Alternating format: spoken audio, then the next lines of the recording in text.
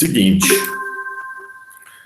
é o tema, né? Raça, seus efeitos sobre a desigualdade e discriminação no Brasil. Então, é um estudo sobre a raça, por que tem racismo no Brasil, né? Fala sobre a questão de raça e ascensão social, ou seja, a mobilidade, né? A capacidade que a gente tem de poder subir na vida, né? Será que no Brasil existe alguma relação do racismo com a mobilidade social, né? Será que a discriminação racial ela impacta a vida das pessoas ao ponto do racismo, né, dificultar a vida das pessoas, né? Então é uma das questões que nós vamos trabalhar aqui, né? Então começa lá, raça, continuidades e atualidades. Olá, pessoal. Semana passada conversamos sobre as raízes do conceito de raça e sobre as origens do racismo no Brasil. Na presente semana, vamos continuar a discussão sobre a trajetória histórica do conceito de raça e compreender como se relaciona com os dados de mobilidade e estratificação social no Brasil atual. Então, como que a questão da raça e da própria desigualdade social, né, ela vai incidir sobre a questão de ascensão social, ou seja, a capacidade que a gente tem na sociedade brasileira de sair da pobreza e ir para a riqueza, né? Será que a sociedade ela permite isso, né? E a outra é a estratificação social, ou seja, a formação de classes sociais, né, no Brasil. Então, a ideia de democracia racial foi tão potente que atraiu até mesmo a atenção internacional. Nos anos de 1950, a Unesco, órgão ligado à ONU, financiou uma ampla pesquisa sobre as relações raciais no Brasil, envolvendo vários cientistas sociais. A ONU pretendia usar o caso brasileiro como um exemplo de convivência pacífica entre grupos racistas e ser seguido por outras nações. Então, o que era o caso brasileiro, né?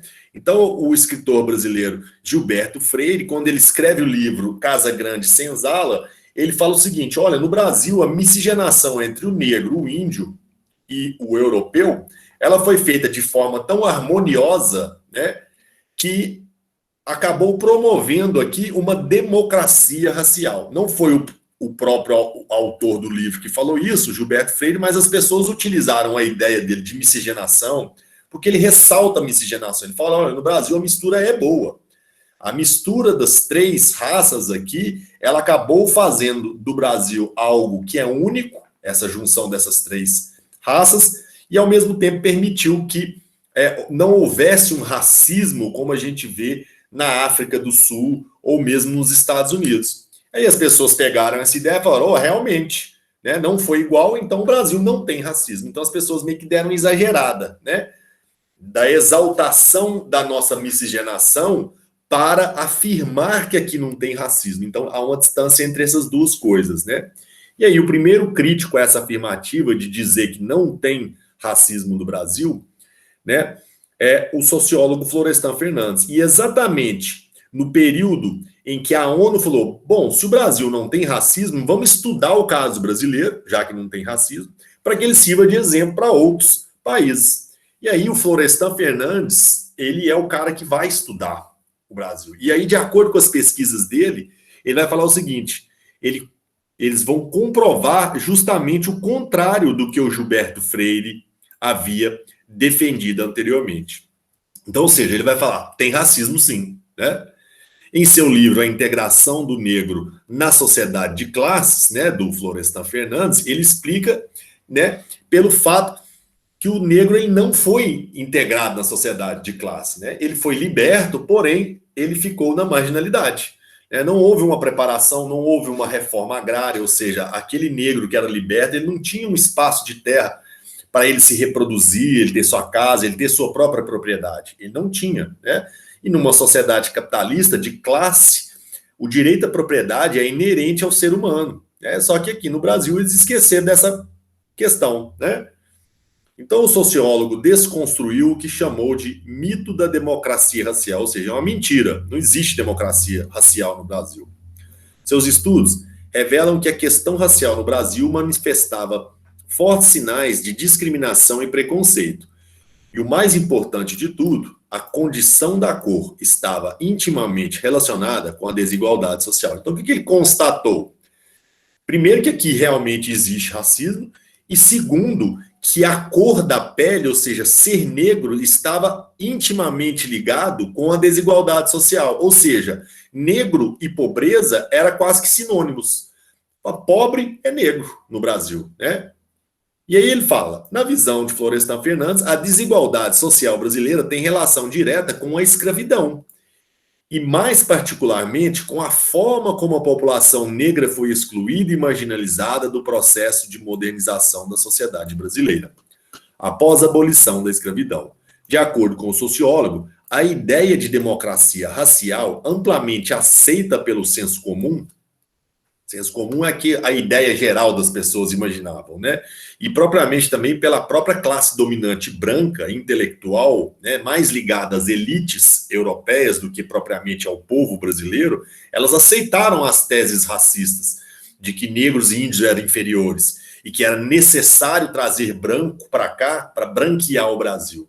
Então essas ideias preconceituosas, né, elas foram muito aceitas. E depois, meio que para passar um pano no racismo, eles aceitaram também, de muito bom grado, a ideia de que aqui não existia racismo.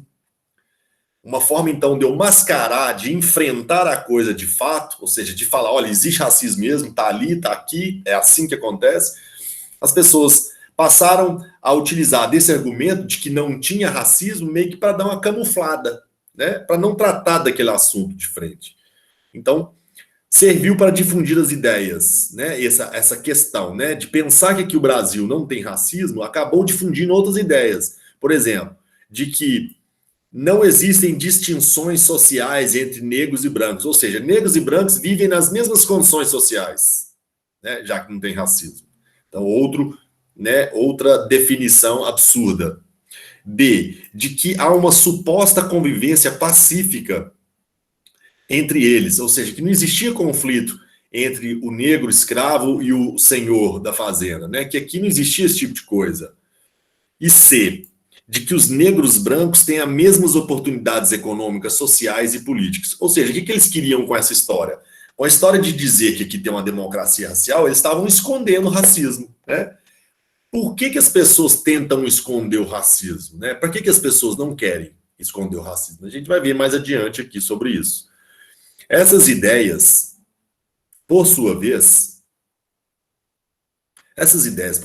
geraram outras ideias racistas, também sustentadas pelo senso comum, tais como o negro não tem problema de integração social, ou seja, mais uma vez, eles fazendo afirmativas para mascarar o racismo, né?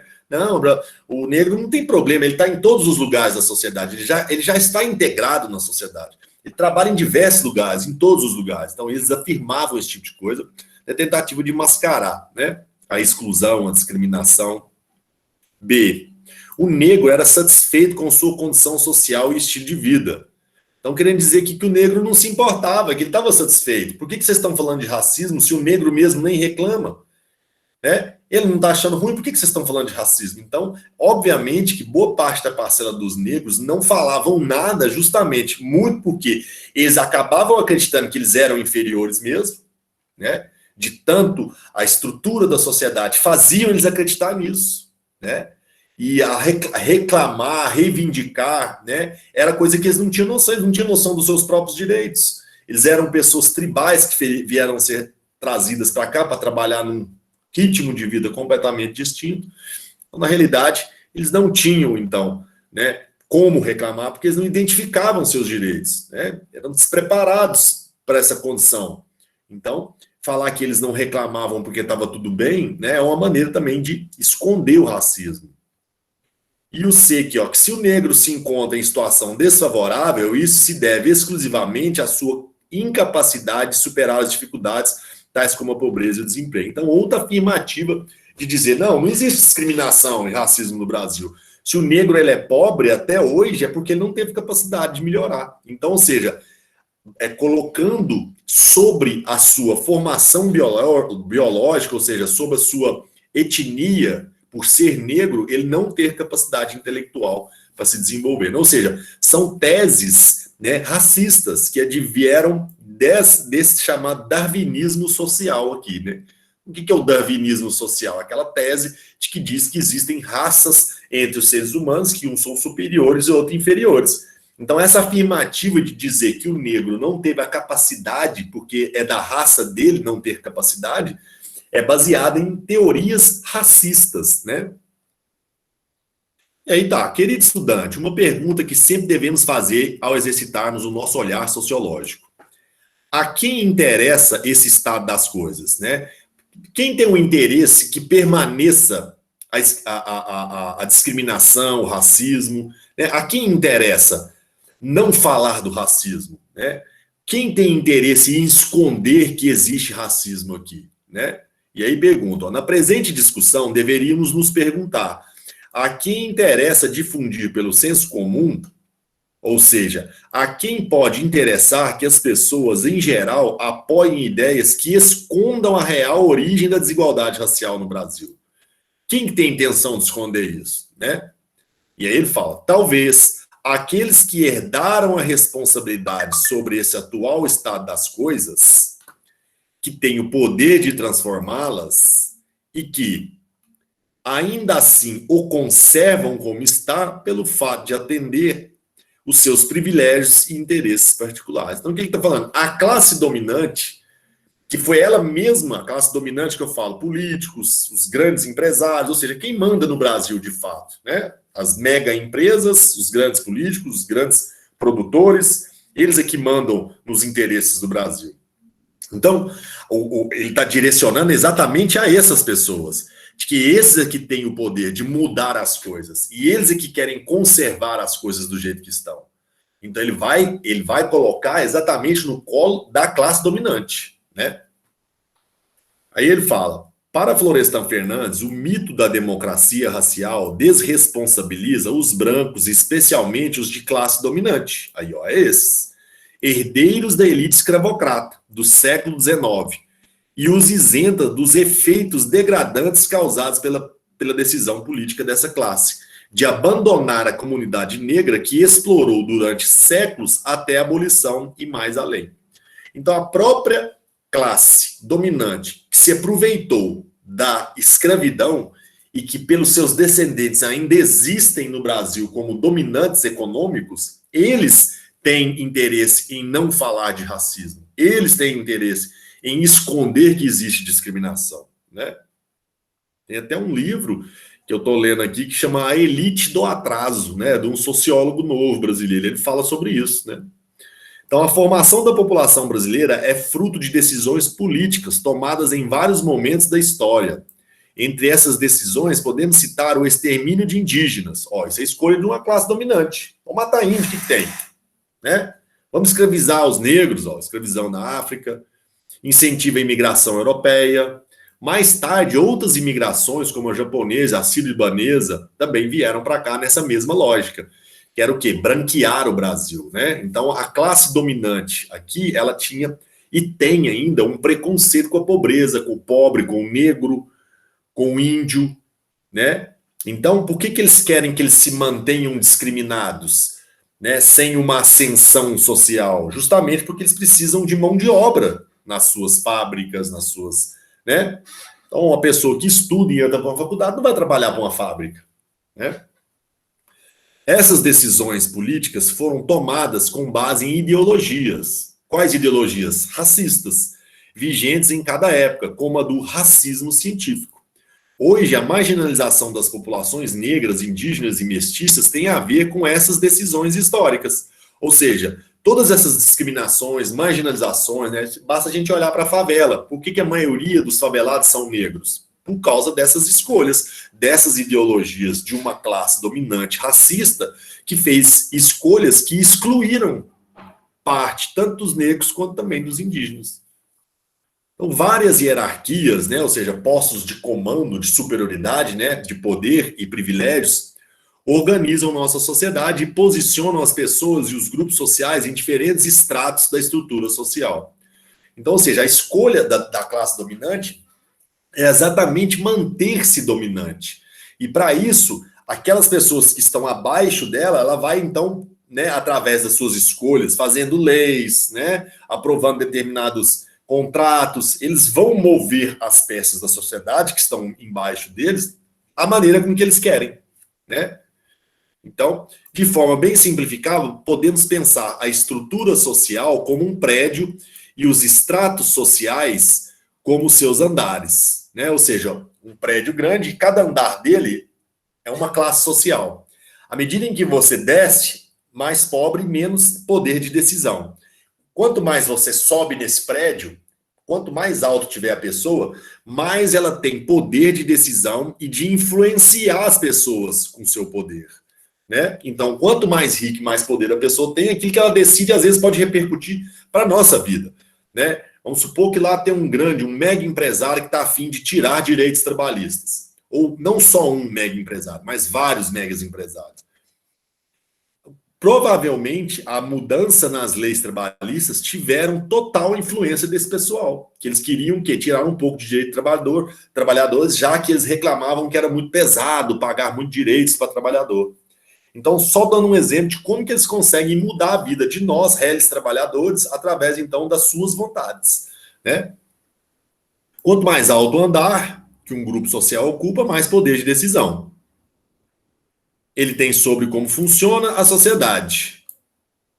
Suas leis, distribuição de riqueza, o papel das polícias, suas ideologias, a influência da religião sobre o Estado, suas políticas públicas de emprego, saúde, educação, tudo isso, então, passa para a decisão de determinadas classes que são dominantes, né? O Estado, ou seja, o organismo administrativo dos recursos públicos, ele, antes de tudo, ele defende não o povo, ele defende primeiro ele mesmo, o Estado, e depois ele defende a propriedade privada. Depois que ele vai pensar no povo, né? Assim, a mobilidade social, ou seja, a capacidade de você sair de pobre e ficar rico, de determinado grupo, nessa estrutura, define as suas oportunidades. Quando a mobilidade é ascendente, significa que o grupo sobe os andares tendo mais oportunidades, né? Então, quando a pessoa consegue subir na vida, né? Recebeu herança, montou um comércio que deu certo, né? Ascendeu, ela passa a ter mais poder aquisitivo, tendo mais poder aquisitivo, começa a comprar mais, contratar mais, ter mais dinâmica, né? E contatos articulações na própria sociedade, então ela passa a decidir mais sobre as coisas. Quanto a mobilidade é descendente, significa que suas oportunidades e poder de decisão são reduzidos. Então, é quando a pessoa cai de vida, perdeu o emprego, foi mandado embora de uma grande empresa, aposentou, ou seja, diversas coisas, né? Uma safra que veio ruim, tudo isso pode incidir numa queda da vida social, né? E a gente vai ver, depois, mais para frente, que pensadores como Karl Marx e o Max Weber, eles vão falar sobre classes sociais, como que se define uma classe, né? Por exemplo, Karl Marx, ele vai falar o seguinte: quem tem poder é quem tem dinheiro, né? Quem manda na sociedade capitalista é quem tem dinheiro. O Max Weber vai falar: realmente, é quem tem dinheiro que manda. Mas tem pessoas que mandam mesmo sem ter o maior do dinheiro. Ou seja, há pessoas que têm poder político, poder econômico e pessoas que têm poder tradicional ou status social, né? Isso é o que o Weber vai falar aqui, né? Depois a gente vai tratar com mais calma sobre isso, para falar sobre quem manda e não manda na sociedade, né? Frente a isso, podemos nos perguntar qual a diferença entre as oportunidades e chances da vida entre os grupos que ocupam os diferentes estratos sociais do Brasil, né? Será que existe diferença? Vamos supor, alguém que está numa classe superior, será que ela tem mais capacidade de mudar a sua vida do que uma que tem menos poder aquisitivo? É óbvio que sim, né? O acesso à saúde de qualidade é igual para todos? Nós sabemos que não, né? A gente sabe muito bem que hoje, se você tem mais dinheiro, você até vive mais, né? Por você ter mais dinheiro. Em um cenário de pandemia de Covid-19 como o atual, os grupos dos estratos mais baixos, né, os mais pobres, têm a escolha de aderir ao isolamento social? Não, né? Então manda uma lei, a lei é única para todo mundo, isolamento social. Só que quando cai essa lei na periferia, o que acaba acontecendo? Ali não tem jeito deles fazerem isolamento social. Muito pela própria condução, como é que eles vão para o trabalho? Tem que pegar ônibus, tem que pegar metrô, aglomeração, já não é isolamento social. Outra, se o cara deixa de trabalhar, dependendo do que ele tem, às vezes ele é um ambulante, ele tem que trabalhar, ele não tem alguma garantia, ele não tem nada, né? Então, ou seja, Aí que a gente vê o quanto a desigualdade a gente está no Brasil. Tem gente que fala, nós estamos no mesmo barco. Não, nós não estamos no mesmo barco, não. Né? Nós estamos em barcos diferentes. O mar pode ser o mesmo, mas o barco não é o mesmo. Tanto que a lei, quando fala sobre isolamento social, tem pessoas, às vezes, por exemplo, quando fala aqui, ó, materiais de higiene e prevenção de contágio. Tem lugar na favela que nem água tem. Eles estão falando para lavar a mão toda hora, né? Né? E como é que você vai lavar a mão num lugar que não tem água? Então, e por que eu estou falando isso? Justamente para mostrar a desigualdade social gritante. Para alguns lugares, as pessoas podem se dar o luxo de não sair de casa e que fique em casa mesmo, se ela pode ficar, né? Porque tem outras pessoas que não têm como ficar em casa e precisam sair, né? Então, os levantamentos estatísticos sucessivos dos censos demográficos, entre outras pesquisas, vêm há décadas demonstrando a continuidade do padrão de desigualdade social e distribuição de direitos nas condições de vida e sua relação com o marcador social de raça no Brasil. Então, o que está querendo dizer aqui? Que mesmo, né, ou seja, os anos passando, a distribuição de riqueza no Brasil, ela praticamente continua a mesma. Ou seja, há uma concentração de riqueza na mão de uma minoria, né?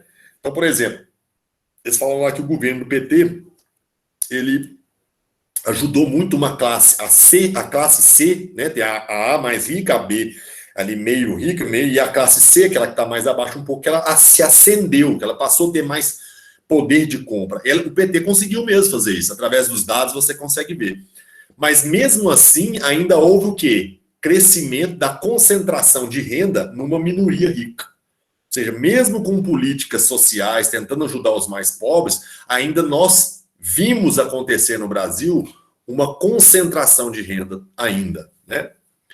Então, os dados levantados sobre o mercado de trabalho, o acesso à educação e ao lazer, o saneamento básico, a mortalidade infantil, a expectativa de vida, os salários, rendimentos, a representatividade na mídia, na política, a violência policial, a população carcerária, a violência obstétrica, o feminicídio, a homofobia, o genocídio da juventude negra, revelam de forma ampla a continuação da condição desfavorável da população negra frente a todas essas questões. Ou seja, tudo isso que eu listei aqui, desses problemas, eles recaem com muito mais força sobre os negros.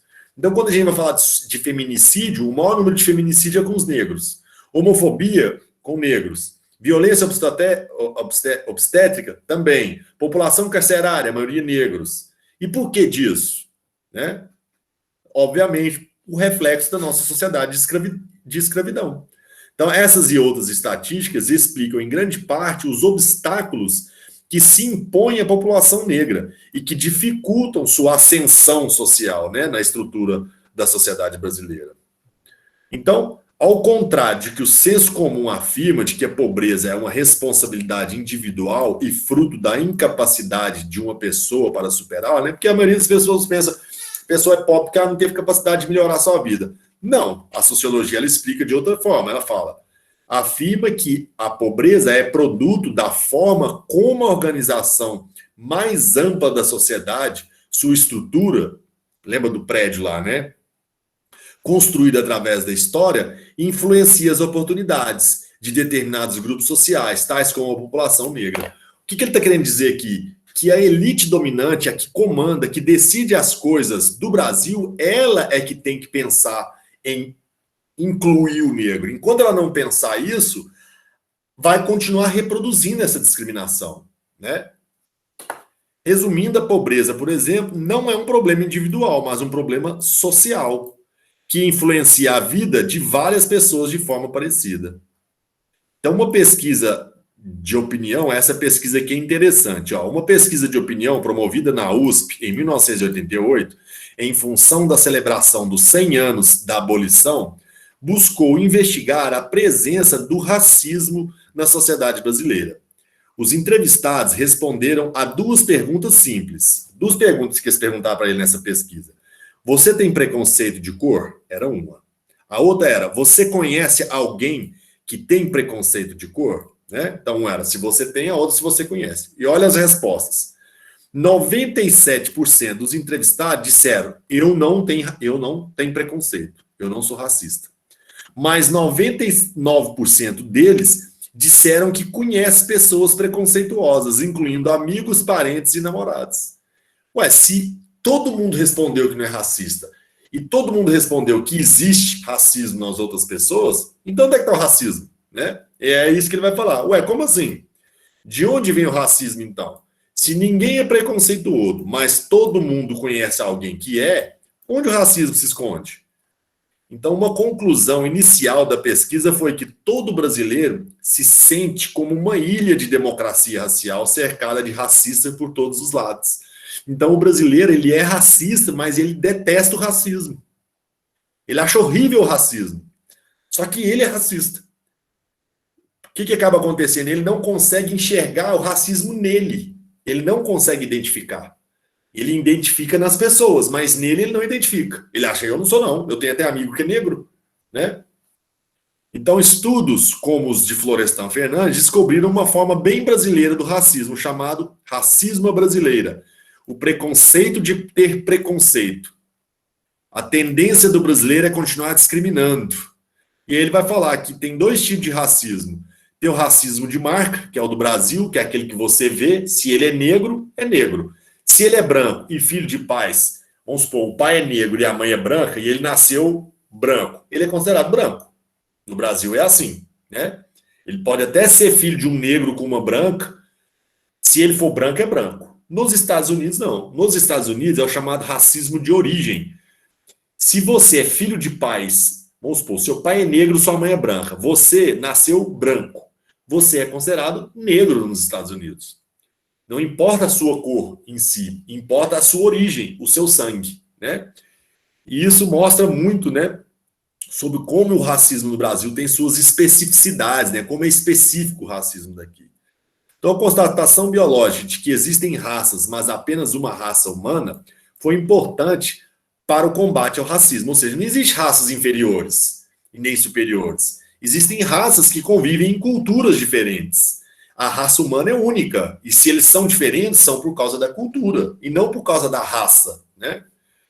Então, a resistência, associação e mobilização das pessoas na luta por direitos, igualdade, como os movimentos negros, sobretudo o crescente protagonismo público de ativistas, artistas, educadores, intelectuais negros e negras, também são fundamentais para pensar o que é a raça, o racismo e seus efeitos. Então, esses movimentos são interessantes para nos deixar claro o que é o racismo, o que é a raça, né? Como que se constituiu isso. Os movimentos negros são importantes para nos mostrar o que acontece com eles, né? A discriminação baseada no fenótipo, ou seja, na aparência, né? A ideia de raça assumida pelo senso comum ainda é bastante influenciada pela maioria, ainda é influenciada pela ideia da hierarquia racial do século XIX e ainda sustenta um sistema de exclusão social. Então, ainda tem pessoas que imaginam que determinadas raças são superiores às outras, provocando com essa ideia a exclusão dos negros, né? Podemos dizer que persiste na nossa sociedade uma colonialidade, ou seja, a mentalidade de colonização, né? Que apesar de várias transformações, as relações atuais ainda preservam traços do nosso passado colonial e escravocrata. Para isso, na sociologia, a raça permanece sendo um importante conceito demarcador social da diferença, que nos aproxima de explicações mais verdadeiras do que das que funcionam realmente na nossa sociedade de hoje. Então, o que está mostrando aqui exatamente, Jordana, é que sim, realmente existe racismo no Brasil, né? Então, vamos corrigir rapidinho essa questão aqui, né? Observe o gráfico e a charge abaixo. Então, aqui a gente está vendo uma charge, né? Que está a classe mais pobre aqui exprimida, tentando empurrar para cima, a classe média exprimida entre a classe de baixo e também a classe superior, e a classe superior falando, olha, né? Tem democracia racial, sim, né? Do ponto de vista deles lá de cima, né? E do de baixo falando, só se for aqui embaixo. Ou seja, democracia racial só se for entre os pobres, né? Porque aí em cima não existe, não, né? E aí, para a gente completar o entendimento, está aqui, distribuição do pessoal por cor ou raça, proporção de negros e proporção de brancos. Proporção de negros está em azul e a de vermelho, né, é a dos brancos. Você vai notar uma coisa, que a barrinha vermelha, que é branco, onde tem mais, são cargos o quê? De comando. Ó, conselho administrativo, quadro executivo, gerência e supervisão. Ó, os quadros de comando estão quem? Os brancos. Agora, quando a gente fala, por exemplo, em quadros ligados ao marketing da empresa, que passa a ideia de que a empresa é democrática, que ela, ou seja, está aqui então os trainees. O que são trainees? Trainees são coaches. O coach é um termo em inglês que, na verdade, significa treinador. Então, trainees são treinadores. Esses treinadores treinam o indivíduo a entrar para a empresa e responder aquilo que a empresa quer. Ou seja, você trabalhar do jeito que a empresa quer. Então, esses trainees, eles fazem isso. E por que a gente tem maior número de negros como trainees? Porque ele faz a propaganda da empresa tanto para os próprios funcionários como para fora. Então, ele vende a imagem da empresa. Então, se eu tenho um negro vendendo a imagem que a minha empresa é inclusiva, dá a impressão que a minha empresa é democrática. Então, eles estão utilizando aqui de uma propaganda falsa, querendo dizer que a empresa contrata negros, colocando trainees negros, quando, na verdade, a empresa, ou seja, os postos de comando estão ainda ocupados pela maioria de brancos, né? E aí a pergunta é, uma pesquisa no Instituto Ethos de 2019, com 500 empresas que mais lucram no Brasil, aponta a subrepresentação da população negra nos seus ambientes de trabalho, sobretudo nos cargos mais altos, né? A gente viu aqui, né, a subrepresentação nos cargos mais altos. De acordo com o Instituto Brasileiro de Geografia, o IBGE, a população negra representa atualmente 56% da população total brasileira. Relacione os dados estatísticos apresentados com a crítica social presente na charge do cartunista Bira e reproduza uma reflexão sobre a ideia de democracia racial. Respondendo a seguinte pergunta: existe democracia racial no Brasil? Justifique sua resposta. Então, essa era a questão, né, da nossa semana 2, né? Logicamente que eu não vou responder aqui para vocês, né? Eu vou dar um tempo para vocês responderem essa questão, mas eu posso indicar o seguinte: as respostas sobre se existe ou não democracia racial no Brasil, elas estão presentes nos textos exatamente do PET. Quando você vê falando sobre o Florestan Fernandes, ele vai explicar isso. Ó, Florestan Fernandes aqui. Vamos ver se tem ele aqui de novo, aqui para cima. Ó, na visão do Florestan Fernandes, a desigualdade social brasileira em relação direta com a escravidão. Ele aqui, ó, a resposta aqui, ó, foi nesse contexto, ó, que Florestan Fernandes comprovou justamente o contrário que Gilberto Freire falou, ou seja, que aqui existe racismo. Então, aqui mesmo nesse PET, você já consegue responder com argumentos que o próprio Florestan Fernandes utilizou. Não, aqui sim tem racismo, sim, senhor, né? Então,